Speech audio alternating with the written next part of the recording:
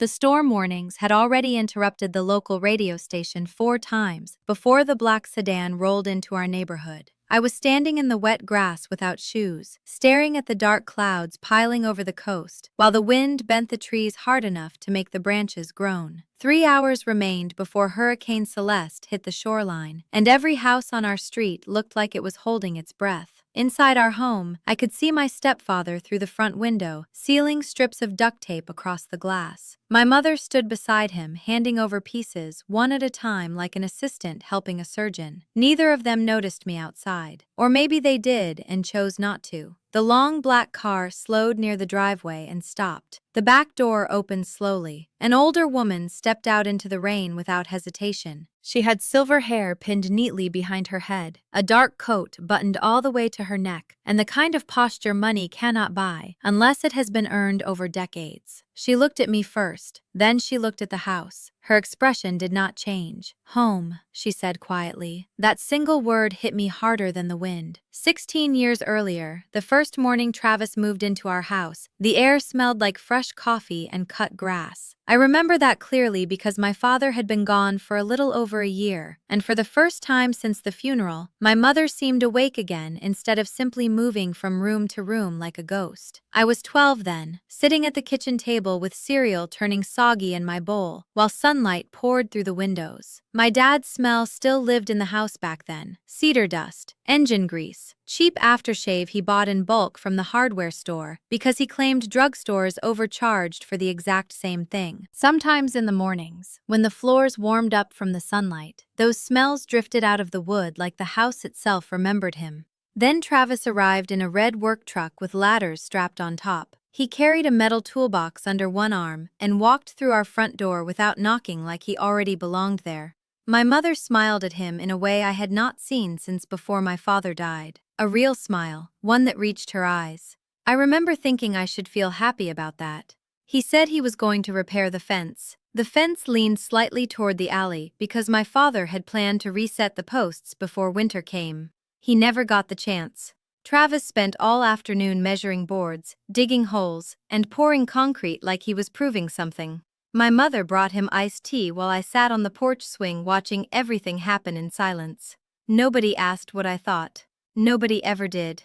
By evening, the fence stood straight again. Travis stepped back with his hands on his hips, staring at it proudly like a man admiring proof of his own usefulness. Then he opened a can of paint. White. The fence had always been dark navy blue. My father picked that color the year he bought the house in Wilmington, North Carolina. He called it Atlantic blue because he believed every house deserved one thing people remembered when they drove past it. I watched Travis roll thick white paint across every board until the old color disappeared completely. I said nothing. I carried my empty bowl to the sink, washed it carefully, and placed it in the drying rack. That was the first Sunday Travis spent in our house. There were hundreds more after that. The difficult thing about explaining Travis to other people was that he never behaved the way abusive men do in movies. He never screamed, never threw plates, never punched walls. What he did was quieter, smarter. He changed the house piece by piece until it no longer felt like mine. My father's photographs vanished gradually from the hallway. One disappeared during the first week. Another vanished before Thanksgiving. By Christmas, the only picture I still had was a small, wallet-sized photo hidden inside my dresser drawer between old birthday cards. Travis changed our phone number and told my mother it was because telemarketers kept calling. My grandmother spent nearly a month dialing the disconnected number before giving up. Later, Travis casually told me she probably did not want to speak to me anymore. He said it while reading the newspaper. "She's busy with her own life, Riley," he told me. "Don't make everything personal." I believed him because I was 13 and lonely and wanted adults to tell the truth. He opened every piece of mail before anyone else saw it. He stood at the kitchen counter each afternoon slicing envelopes open with a butter knife and deciding which letters we were allowed to read. At the time, I thought he was controlling. Years later, I realized he was hiding things. He picked my school schedule, my curfew, even which friends were acceptable. My mother stood beside every decision, quietly supporting him, like someone holding an umbrella over another person during a storm. Whenever I asked why, she always gave the same answer. Travis only wants what's best for this family. Eventually, I stopped arguing because arguing never changed anything. Instead, I kept small pieces of my father hidden wherever I could. The most important one was his pocket watch. I wrapped it in a handkerchief embroidered with my initials and stored it at the bottom of my dresser. The crystal was cracked and the ticking sounded too loud, but I wound it every morning without fail. It was the only object in that house nobody had taken away from me. My father built things for a living. That was the truest sentence I knew about him. Ethan Mercer worked as a licensed electrician, but construction was what he loved. When I was 4, he bought our house on Cedar Hollow Lane, using money he had saved since he was 19. My grandmother later told me he walked through the damaged living room on the first day and pointed at the cracked ceiling and broken lights and said, "I can fix all of this." And he did. He added the back bedroom himself over one summer. I still remembered him carrying me on his shoulders after it was finished, opening the door dramatically and saying, "This room belongs to you now, kiddo." The room overlooked the garden. Morning sunlight turned the walls gold. He sanded the floors by hand because he hated imperfections. After Travis moved in, that room became storage. My bed got moved into a smaller room across the hallway, while Travis stacked unused toolboxes and paint buckets in my old space. The window still faced the garden, but instead of sunlight touching blankets and books, it fell across dusty cardboard boxes. My grandmother used to visit every Sunday before all of that changed. She brought cinnamon cake from a bakery outside Raleigh and sat on the porch telling me stories about business deals and apartment buildings and lawsuits. She taught me how to read contracts carefully and how numbers usually revealed the truth faster than people did. "Most people lie with their mouths," she once told me while showing me a receipt book. "Paperwork lies less." Then one Sunday she stopped coming. My mother claimed she was busy. The next Sunday she was still busy. After a while, I stopped asking. I did not see my grandmother again for 16 years. Not until the night Hurricane Celeste came roaring toward the coast, and a black sedan stopped outside my house while rain hammered the neighborhood sideways through the dark. 4 months before the hurricane, I found the insurance records by accident. It happened on a Wednesday afternoon, after my supervisor shut down the pathology lab early because one of the sterilization units failed inspection. I got home before 3 o'clock, which almost never happened. Travis was across town helping a friend repair a garage roof, and my mother had gone grocery shopping. The house felt strangely open without him there, quiet in a way that left room for breathing. I went into the back storage room looking for old college paperwork. The community college where I'd finished my certification program needed copies of my original transcripts, and I remembered putting them inside a plastic storage bin years earlier. The bin sat buried beneath stacks of Travis's junk. I moved the boxes one at a time. The third one was a shoebox filled with unopened envelopes. Every envelope carried the logo of an insurance company. Every envelope had my father's name on it. I sat cross-legged on the floor between paint cans and extension cords and started reading. The policy had been opened when I was 2 years old. A life insurance plan that converted into a permanent trust fund after my father died. The beneficiary listed on every document was me, Riley Mercer. Access granted at age 25. I was 28. Nobody had ever contacted me. I kept reading. The withdrawals began when I was 23, 2 full years before I was legally supposed to receive access. Page after page listed money removed from the account over time. The total reached $87,000. My hands started shaking. Not because of the money itself, because of the signatures. The authorization forms carried my mother's name, granting Travis power of attorney over my father's insurance fund.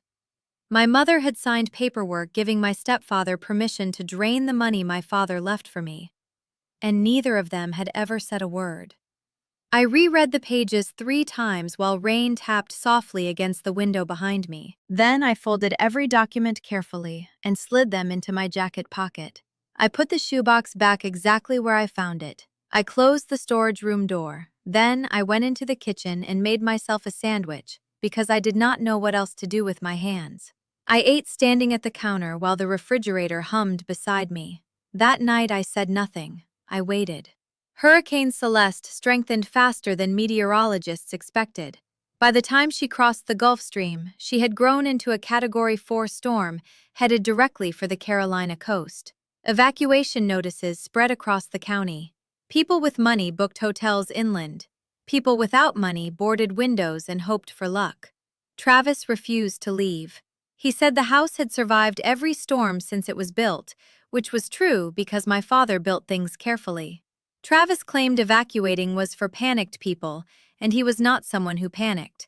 What he really meant was simpler. That house was the only thing left making him feel powerful. His contracting business failed years earlier. His truck payments were overdue. His name was not attached to the property because legally the house was never his. But Travis didn't know that yet. At 6:15 the night before landfall, the three of us sat at the dining room table eating meatloaf while weather updates flashed across the television. The room smelled like canned vegetables and rain. My mother barely touched her food. Travis ate slowly like always. I put my fork down. "I found Dad's insurance records," I said. Silence. Travis stopped chewing. My mother froze. "There was over $80,000 in that account," I continued. "Where did it go?" 3 seconds passed. Then Travis carefully laid his fork beside his plate. "That money paid for this house," he answered calmly. "Roof repairs, utilities, groceries, keeping you alive. You benefited from every dollar." "It was my father's money," I said.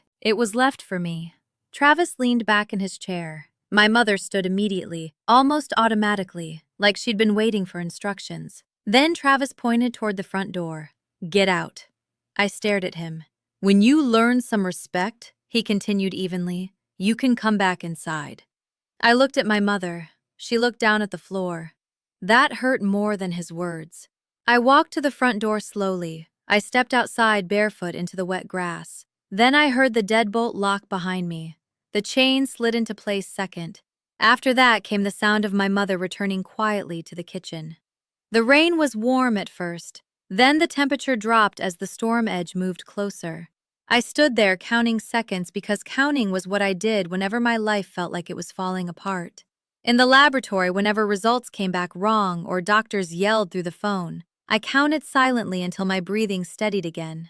11 minutes. I stood in the yard exactly 11 minutes before I started walking. The wind had turned violent by then, shoving rain sideways hard enough to sting my skin. Several houses nearby were already dark from power failures. Others glowed dimly through boarded windows. Across the street, Mrs. Holloway stood behind her curtains watching. I had no shoes. My phone sat useless in my pocket. I had nobody to call. My coworkers were friendly, but not the kind of people you contacted while standing outside during a hurricane after your family locked you out of the house. I'd been secretly saving money to move into my own apartment for almost a year. I had deposits hidden in an account Travis didn't know existed. I was close. 4 more months and I would have been free. Instead, Travis forced everything to happen early. Then headlights appeared at the end of Cedar Hollow Lane. Long black car, slow movement, expensive. The sedan stopped near the driveway. Its engine remained running. The rear door opened, and an elderly woman stepped into the storm like the weather did not apply to her. She wore dark shoes built for rain and a heavy coat buttoned perfectly straight. Water hit her face and she never blinked. She looked at me standing barefoot in the yard. Then she looked at the house, the windows, the taped glass, the locked front door, the fact nobody came outside to check on me. Then she said one word: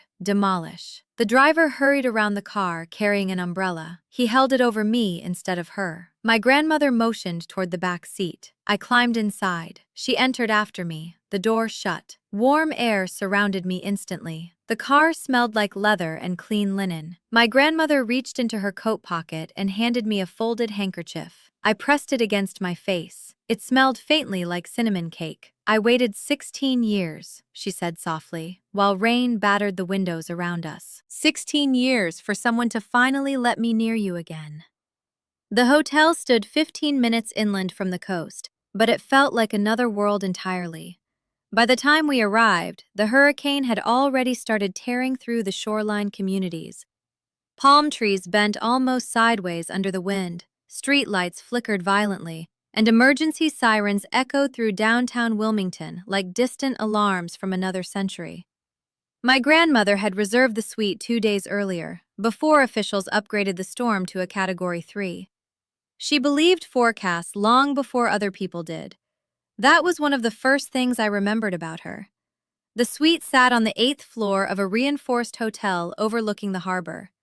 Massive windows faced the ocean, where black water churned beneath flashes of lightning. The building trembled occasionally under heavy gusts, but it held steady. It was built in 1986, my grandmother explained, while I stood near the bathroom, drying my hair with a towel she'd already laid out for me. Concrete frame, steel anchors. The developer was paranoid about hurricanes. She said it approvingly. There were dry clothes waiting on the bed in my size. Jeans, thick socks, a gray sweatshirt, comfortable shoes that looked far more expensive than anything I owned. She packed them before coming for me. That realization hit me quietly. She had expected to take me away that night. I sat on the edge of the bed wrapped in warm clothes while she made tea using the small electric kettle near the minibar. Outside, the wind screamed against the building hard enough to rattle the glass. "How did you know I was out there?" I finally asked. My grandmother carried over a cup and handed it to me carefully. "Mrs. Holloway called me." "The neighbor across the street?" "She and your father were friends long before you were born," she answered. "I stayed in contact with everyone on that street who would still speak to me." I stared at her. "Travis changed your number," I said slowly. "More than once." "I know. He told me you didn't want to see me anymore." "I know that too." The room fell silent except for the storm. My grandmother sat in the chair across from me with her hands folded neatly in her lap. She looked exactly the same as she had when I was little, only older around the eyes. "You believed him," she said softly. "Yes." "For 16 years?" I nodded. She closed her eyes briefly. Outside, the hurricane slammed against the coast with a sound like freight trains crashing together. The lights flickered once but stayed on. Then my grandmother opened her eyes again. "There's something you need to know about the house," she said. I leaned forward slightly. "My father bought it," I said, "in 1998. "No," she replied calmly. "Your father lived in it. I bought it." I blinked. "What?"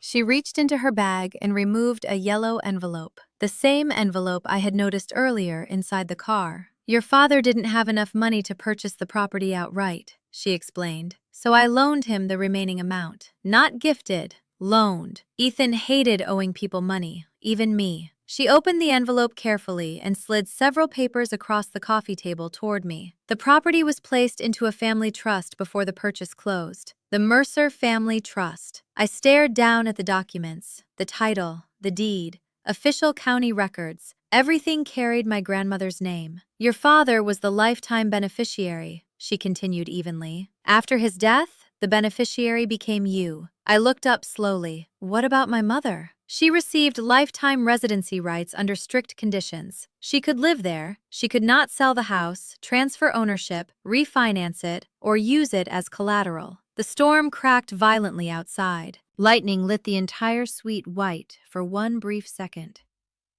"Did she know that?" I asked quietly. "She signed the agreement before marrying your father." "And Travis?" My grandmother's expression hardened slightly. "Travis has never seen these documents. He believed your mother owned the property outright because she allowed him to believe it." I sat back against the couch cushions, trying to process everything at once. The house never belonged to Travis. Not legally.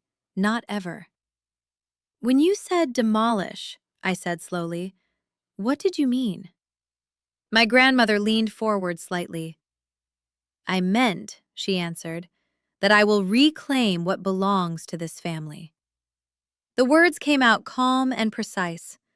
"The trust agreement contains a protection clause," she continued.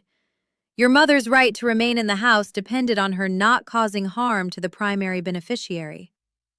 I felt cold suddenly despite the warm room.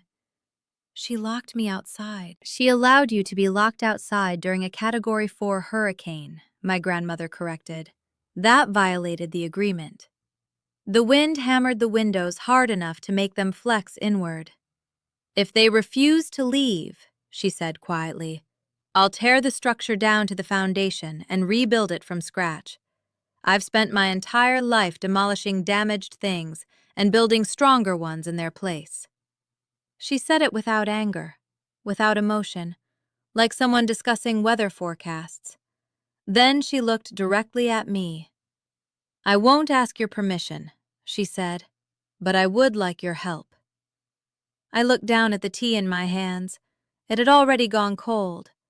For a long moment, I couldn't speak because everything inside me felt rearranged. Every lie Travis told me, every missing phone call, every Sunday my grandmother disappeared, every decision my mother made. All of it suddenly looked different. Finally, I nodded once.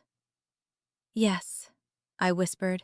Outside, Hurricane Celeste roared against the coastline like something furious and alive. Inside that hotel room, my life quietly changed direction forever. The storm finally weakened around 3 in the morning. I know because I never slept. My grandmother slept soundly in the second bed, while rain lashed the windows and emergency sirens echoed somewhere far below us in the streets. Her coat hung neatly across a chair beside the bed. Her shoes sat lined perfectly near the door. The next morning, I asked how she managed to sleep through a hurricane. She shrugged slightly while pouring coffee. I've survived worse things than weather, she said. That sounded exactly like her. When daylight arrived, the city looked broken. Floodwater covered intersections, trees blocked roads, pieces of roofing material littered parking lots. Boats from the marina had washed several blocks inland, but the hotel still stood. And when we slowly drove back through Cedar Hollow Lane later that afternoon, our house still stood too. Missing shingles,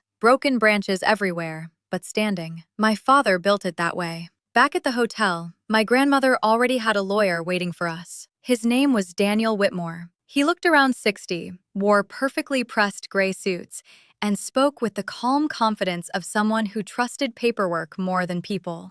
He opened a leather briefcase on the hotel table and placed 3 folders neatly in front of us. The first folder contains the trust documents, he explained. He tapped the second. This contains the insurance withdrawal records. Then he rested his hand on the third folder. And this, he said carefully, is where things become more serious. My grandmother nodded once for him to continue. Whitmore opened the file. 18 months ago, Travis Hale applied for a $40,000 loan using the Cedar Hollow property as collateral. I stared at him. What? The application identifies him as the legal property owner.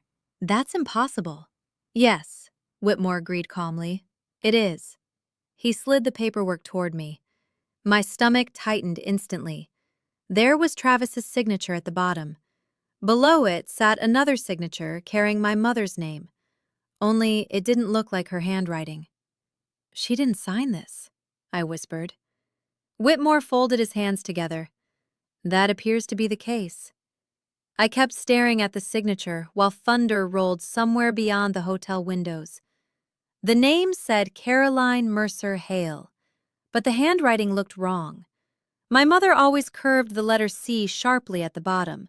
Her handwriting leaned slightly forward, too, like every word was in a hurry to reach the next one.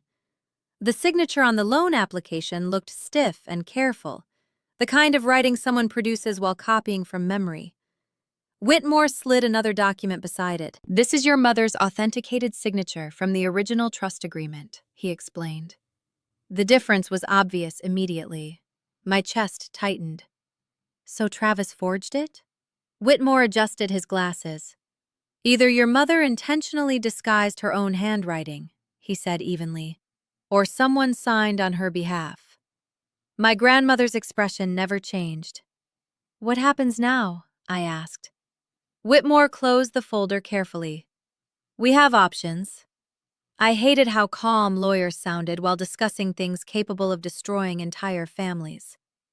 Option 1, he continued. We enforce the trust violation and begin eviction proceedings based on breach of agreement. We leave the loan issue alone. And option 2? We forward the fraudulent loan documentation to the district attorney for criminal investigation. Silence filled the room. Outside, cleanup crews already worked through flooded streets below the hotel. I could hear distant chainsaws and backup alarms echoing through downtown. I looked down at the paperwork again. For 16 years, Travis controlled every decision inside that house. Now suddenly I was the one deciding what happened to him. That realization made me feel sick instead of powerful. 6 days after the hurricane, Travis finally called me. By then, most neighborhoods had electricity again. People dragged ruined furniture to curbsides while county trucks hauled away tree limbs and storm debris. I had moved temporarily into a furnished apartment my grandmother rented near the hospital where I worked. When my phone buzzed and Travis's number appeared, my stomach tightened automatically. I answered anyway. Riley. His voice sounded calm, measured, controlled. Exactly the same tone he used my entire childhood whenever he wanted to sound reasonable while manipulating people. I received a letter from an attorney, he said. Care to explain what kind of game you're playing? I stayed quiet. He waited 3 seconds before continuing. This is about the insurance money, isn't it? Fine, you're upset. I understand that. But that money paid bills. It kept food in the refrigerator. It kept lights on over your head. It was my father's money. And you lived under that roof for free for 16 years. I closed my eyes. Behind his voice, I could hear the television playing storm recovery coverage. Then faintly, somewhere farther away, my mother speaking. I couldn't make out the words. Come home, Travis said finally. We'll settle this privately like a family. Family. The word almost made me laugh. Instead, I hung up. 3 days later, Travis posted online. Our neighborhood maintained a local community page where residents shared storm updates and cleanup information. Travis wrote a long post describing how his stepdaughter abandoned the family during the hurricane and how an elderly, wealthy developer was now attempting to steal their home after the disaster.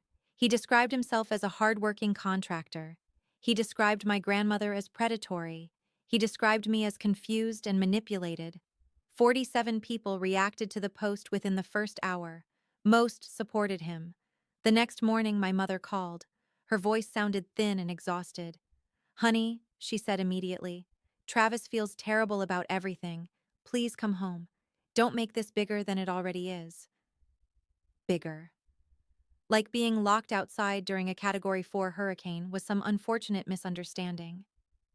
I leaned against my apartment kitchen counter, gripping the phone tightly. I can't do that, Mom. Long silence. Then quietly she whispered, You're going to destroy this family. I swallowed hard. I know. Whitmore's office occupied the second floor of an old bank building downtown. Tall windows filled the rooms with pale afternoon light that made everything feel colder and more official. I sat across from his desk while he reopened the loan file. Walk me through this again, I said. Whitmore nodded. Travis Hale filed for a $40,000 property-backed loan using a house he does not legally own. He submitted a false ownership affidavit. Additionally, the co-signer signature appears fraudulent. He placed both signature documents side by side again.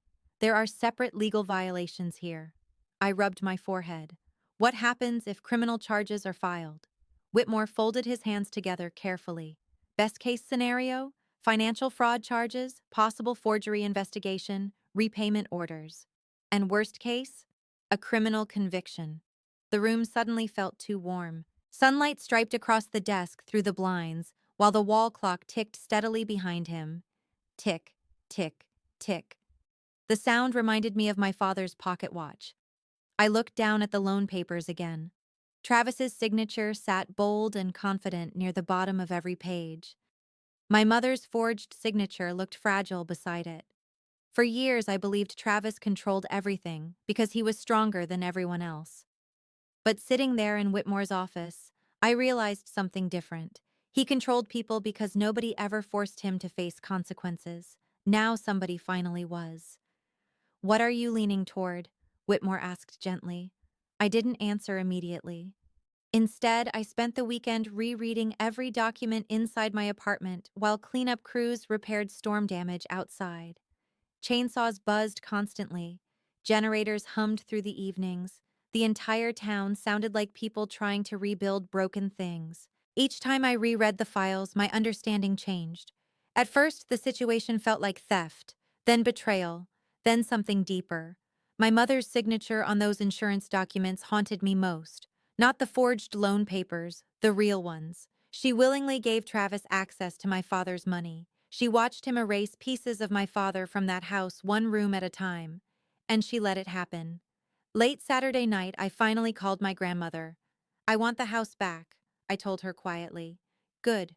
I want every dollar repaid." "It will be." I took a shaky breath. "And my mother?" For the first time since the hurricane, my voice cracked.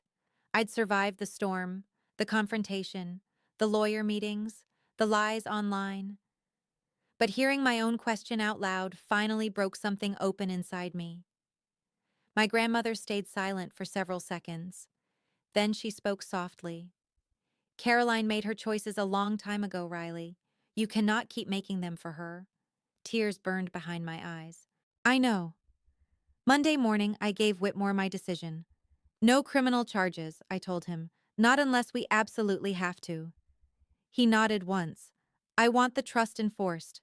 I want Travis removed from the property legally. I want repayment agreements signed and notarized." "A measured decision," Whitmore said. I let out a tired breath. "I work in a laboratory," I answered quietly. "Measuring things is the only thing I'm good at." It wasn't a joke, but Whitmore smiled anyway. Travis did not surrender quietly. Men like him never do. Within a week, his lawyer filed a counterclaim arguing adverse possession. Travis claimed he had maintained the property, paid taxes, repaired damages, and therefore earned legal ownership rights after living there so long. The filing stretched 9 pages. Whitmore skimmed it once before setting it aside dismissively. "This won't hold up." "Why not?" "Because trust property cannot legally be claimed through adverse possession in this state." "Then why file it?" Whitmore looked directly at me. "Because Travis needs to feel like he still has control." Outside the courtroom, Travis built a different strategy, a public one. He made another online post featuring photos of the storm-damaged house with tarps covering sections of the roof. The caption read, "This is the family home they're trying to steal from hurricane survivors." People believed him. Neighbors shared the post. Strangers commented. Some called my grandmother greedy. Others called me spoiled. One woman wrote that people my age had no loyalty anymore. I stopped reading after that, but the stories spread anyway. The first person who confronted me in public was Mrs. Dawson from 2 houses down. She cornered me in the cereal aisle at the grocery store with sympathy already written across her face. "Riley," she said gently, "Travis is a good man. He fixed my lawnmower last summer for free. I think maybe you should reconsider all this." I stared at her while fluorescent lights buzzed overhead. I thought about telling her everything: the insurance theft, the forged documents, the hurricane, the locked door. Instead, I just nodded politely. "Thank you, Mrs. Dawson." Then I walked away before my voice betrayed me. In the parking lot, I sat inside my car gripping the steering wheel so hard my fingers hurt.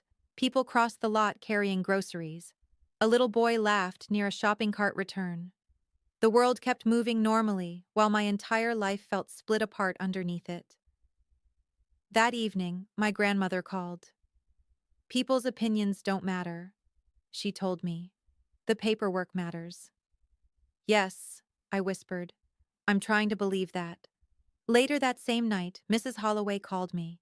Her voice came through the phone warm and steady, the same way I remembered from childhood when she used to hand out homemade cookies during block parties. "I saw everything that night," she said without wasting time on small talk. I sat up straighter on my couch. "What do you mean?" "I saw Travis lock the door," she answered. "I saw you standing out there in the rain. I watched you stay in that yard while the storm got worse." My throat tightened. "And I called your grandmother because I didn't know what else to do." I closed my eyes. For weeks I had started wondering whether maybe I exaggerated things in my own memory. Whether maybe the fear and humiliation had somehow distorted the night into something larger. That's what manipulation does after enough years. It makes you question your own reality. Would you tell that to other people? I asked quietly. Mrs. Holloway didn't hesitate. I'll tell it to anyone who asks. After we hung up, I stood alone in my apartment kitchen for a long time staring at nothing. And for the first time since the hurricane, I felt something besides anger. I felt less alone. My mother showed up at my apartment 3 days later. I still don't know exactly how she found the address. Later, I learned Travis called the hospital pretending there was a family emergency and pressured someone at reception into giving him the general area where I lived. Then my mother drove through nearby apartment complexes until she recognized my car. She stood outside my door, clutching her purse with both hands when I opened it. Her eyes were red around the edges, but dry. That was always her way. She cried privately and arrived composed. "Can I come in?" she asked softly. I stepped aside. She sat carefully on the couch without removing her coat while I stayed standing near the kitchen counter. For a long moment, neither of us spoke. Finally, she looked up at me. "You don't understand," she whispered. "If Travis leaves, I have nothing." The words hit me harder than I expected. No job, no savings, no retirement. I haven't worked in 15 years, Riley. I don't know how to survive alone anymore. I folded my arms tightly across my chest. "You had me." Her eyes filled immediately. "That's different." "No," I said quietly. "It isn't." Silence. "You chose him every single time." My mother looked away. "He's my husband. And Dad was your husband first." The room went completely still. I could hear traffic outside through the apartment walls. I could hear the refrigerator humming behind me. I could hear my own pulse pounding in my ears. "Dad built that house," I continued. "Travis just painted over everything." My mother gripped her purse strap so tightly her knuckles turned white. "You sound exactly like your father," she said finally. "Good." That answer seemed to hurt her. She stood slowly, picked up her purse, and walked toward the door. For 1 second, I thought she might turn around, apologize, explain something. Instead, she opened the apartment door and stepped into the hallway without looking back. I listened to her footsteps fade down the stairwell. Then I locked the door, and for the first time since the hurricane, I cried. Not polite tears, not silent tears. The kind that leave you shaking on the floor because your body finally realizes it cannot carry everything anymore. I sat there with my back against the wall until nothing remained inside me except exhaustion. Then, eventually, I stood up, washed my face, made dinner, because life keeps demanding ordinary things even after your heart breaks. The hardest night came 3 weeks later. Not the hurricane, not the courtroom preparations. That night, I lay alone in my apartment with every light turned off while my phone glowed on the nightstand beside me. Notifications kept arriving from neighborhood pages and local forums. I told myself not to look. Then I looked anyway. Someone shared Travis's story to a regional community page. Hundreds of strangers now had opinions about my life based entirely on one photograph of a damaged house and a carefully written lie. One man called me selfish. A woman from another county called me an entitled brat. Someone claimed my grandmother exploited elderly people, which made absolutely no sense but still received dozens of supportive reactions. Another comment read, "Kids these days have no loyalty to family." I turned my phone face down immediately. The apartment stayed dark except for the orange glow of the digital clock near my bed. For several minutes, I seriously considered giving up. I thought about calling my mother and saying, "Fine. Keep the house. Keep Travis. I'll disappear." The thought felt strangely peaceful for about 10 seconds. Then I opened my nightstand drawer. My father's pocket watch rested inside, wrapped in the embroidered handkerchief. I lifted it carefully into my palm. The watch felt heavier than I remembered. Objects from childhood always do. The cracked crystal still caught light strangely whenever I tilted it. The ticking remained slightly too loud. Tick, tick, tick. My grandmother once told me my father bought that watch from an estate sale the same week he finalized the house purchase. He wanted something built to last, she said. I held the watch there in the darkness, listening to it run. My father had been dead 16 years. The watch still worked. It didn't ask permission to exist. It didn't need validation from strangers online. It didn't need Travis's approval. It simply continued doing what it had been built to do. Something about that steadied me. I set my phone aside without calling my mother. Then I fell asleep holding the watch against my chest. The next morning, I went to work. I processed blood samples, checked measurements, recorded data, small exact things. It helped. At 7 the following morning, I called my grandmother. She answered on the first ring. "I'm ready," I told her. There was no hesitation in her voice. "Whitmore's office, 8 o'clock." When I arrived, she was already there seated beside the window, with black coffee in front of her, and legal documents spread neatly across the table. Whitmore looked rested, prepared, organized. Together we built the case piece by piece. The original trust deed from 1998, the beneficiary transfer after my father's death, the residency agreement signed by my mother, the insurance withdrawal records totaling $87,000, the fraudulent loan application, Mrs. Holloway's sworn statement describing the night of the hurricane and the locked front door, every document stacked carefully together like bricks forming a wall. Whitmore prepared the final notice. 14 days to vacate the property voluntarily.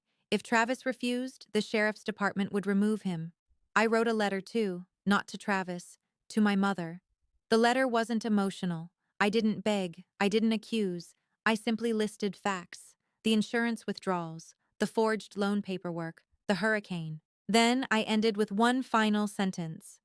"I'm not writing this so you'll feel guilty. I'm writing it so you understand that I finally know the truth." I mailed the letter on Tuesday. My mother received it Thursday. Travis opened it before she did. Of course he did. That was how things always worked in that house. What happened next was something Travis never expected. He came directly to the hotel where my grandmother still stayed during ongoing property inspections and legal meetings. Someone from the neighborhood must have given him the address. He stormed through the lobby without stopping at reception and pounded hard against Suite 814 until my grandmother opened the door. Later, she told me he looked different than usual, louder, desperate. "You have no right to do this," he snapped the second she opened the door. My grandmother remained perfectly calm. "I have every right. I lived in that house for 16 years, he argued. "I repaired it, paid taxes, fixed the roof, replaced plumbing. That house belongs to me." My grandmother stepped aside slightly so he could see the folders spread across the suite table. Then she reached into her coat pocket and removed the yellow envelope again. Inside sat the original deed, my father's name, the trust seal, official county records. She held it out toward him. "You maintained property funded partly through stolen insurance money," she said evenly. "You refinanced a house you did not own, and you locked my granddaughter outside during a Category 4 hurricane after she asked questions about missing money." According to my grandmother, all the color drained from Travis's face slowly while he read the documents. "You have 14 days," she continued. "Leave voluntarily, and the fraud investigation ends here." Travis stared at her another moment. Then he turned around and walked out without another word. But he still wasn't finished fighting. The following Monday, Travis filed an emergency motion at the county courthouse trying to block the eviction. It was his final move. The hearing took place at 10 o'clock in Courtroom B before Judge Eleanor Hayes, a woman with silver-framed glasses and the exhausted expression of someone who spent decades listening to people lie professionally. The courtroom itself looked smaller than I expected. Wooden benches, fluorescent lighting, a clock ticking loudly above the judge's seat. That ticking bothered me immediately because it reminded me too much of my father's pocket watch. Travis sat beside his attorney wearing a navy button-down shirt I recognized from church holidays. My mother sat directly behind him with her hands folded tightly in her lap, staring at the floor like she hoped disappearing was still an option. I sat beside Whitmore at the petitioner's table. My grandmother sat one row behind us wearing a dark wool coat and absolutely no jewelry. She never needed jewelry to look powerful. Whitmore presented everything methodically. The trust documents, the beneficiary transfer, the residency agreement, the insurance withdrawals, the fraudulent loan paperwork, Mrs. Holloway's affidavit. Each piece landed calmly on the judge's desk like another nail sealing a coffin. Then Travis's attorney stood and argued adverse possession. Judge Hayes listened for less than 5 minutes before raising one hand. "Counselor," she interrupted, "adverse possession laws do not apply to protected trust property in this state." The attorney stopped speaking immediately. Judge Hayes looked down at the files again. "The ownership structure here is extremely clear." My chest tightened while she flipped through pages. "The respondent possesses no legal ownership rights to this property. Additionally, the residency agreement appears to have been violated." Then the judge looked directly at Travis. "Mr. Hale," she said calmly, "were you aware this home belonged to the Mercer Family Trust?" Travis swallowed visibly. "My wife told me the house was ours. Your wife did not possess authority to transfer ownership." Silence. The judge closed the folder. "The emergency motion is denied." The words echoed louder in my chest than they did in the courtroom. Judge Hayes continued, "The eviction order remains active. Furthermore, the court recommends independent review of the loan documentation submitted as evidence." My mother still never looked up. Travis stared straight ahead, motionless. Whitmore quietly organized his paperwork beside me while the courtroom clock continued ticking overhead. Tick, tick, tick. For 16 years, Travis controlled everything inside that house. Now a judge had taken that control away in less than 20 minutes. They moved out exactly 14 days later, Saturday morning, 8 o'clock sharp. A rented moving truck backed into the driveway while clouds drifted low over Cedar Hollow Lane. Travis and my mother carried boxes out of the house in total silence. The rhythm between them looked practiced, like they'd spent days preparing for this moment. I stayed across the street on the sidewalk with my hands buried inside my jacket pockets. Legally, the yard belonged to me now. Finally. But standing inside it while they packed their lives into boxes felt wrong somehow. I didn't want victory to become spectacle. Neighbors watched quietly from porches and driveways. Some looked uncomfortable, others curious. Mrs. Dawson eventually crossed the street and stopped beside me, holding a paper coffee cup in both hands. "I owe you an apology," she said softly. I nodded once. I didn't tell her it was okay because it wasn't, but at least she came. Around noon, my mother carried the final box out of the house. It was small, the kind people use for photographs and letters and things too personal to lose. She stopped when she reached the sidewalk near me. For a moment, neither of us spoke. Travis already sat inside the truck, gripping the steering wheel stiffly while staring straight ahead. My mother looked exhausted, not physically, spiritually, like someone who spent decades making choices designed to keep life stable, only to discover stability and happiness were never the same thing. Then finally she spoke. "Your father would be proud of you." The words came out barely above a whisper, like she'd been carrying them painfully for weeks. Before I could answer, she turned away. She climbed into the passenger seat. The truck engine started. Then slowly they drove away from Cedar Hollow Lane for the last time. My grandmother walked over beside me after the truck disappeared around the corner. She rested one hand gently on my shoulder. Neither of us spoke. We didn't need to. The next morning, I drove to the hardware store and special ordered paint, Atlantic blue. The employee behind the counter looked surprised when I insisted on the exact shade. "Most people pick white or gray these days," he said. "I know." "You sure about this color?" I smiled slightly. "Absolutely." I started painting the fence Sunday morning at 9. The board still carried Travis's white paint. Board by board, I rolled blue over every inch until the original color slowly returned beneath my hands.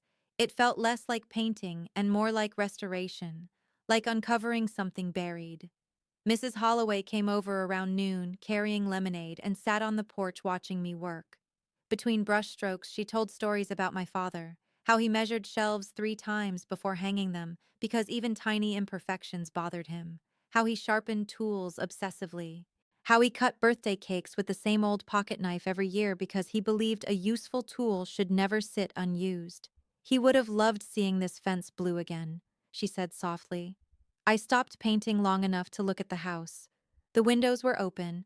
Sunlight filled the back bedroom. My bedroom again. Later that afternoon, my grandmother called. "Do you need anything?"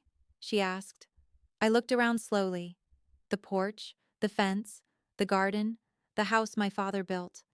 No, I answered honestly. I think I finally have everything.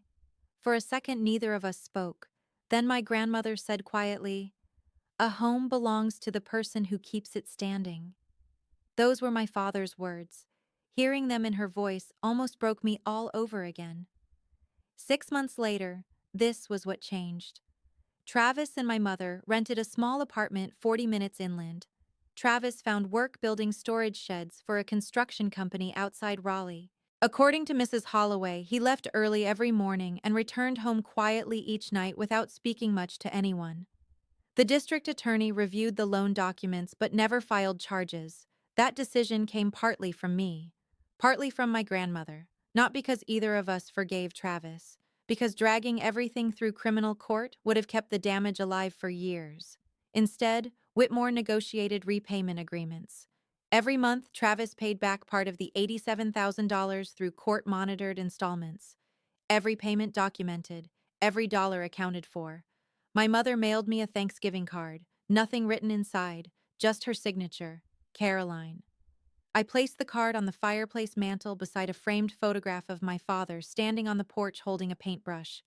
I never called her, not because I hated her, because I still didn't know how to love someone who chose silence every time it mattered. I kept working at the hospital laboratory. I paid monthly into the trust agreement exactly the way my father once did. My grandmother insisted on it.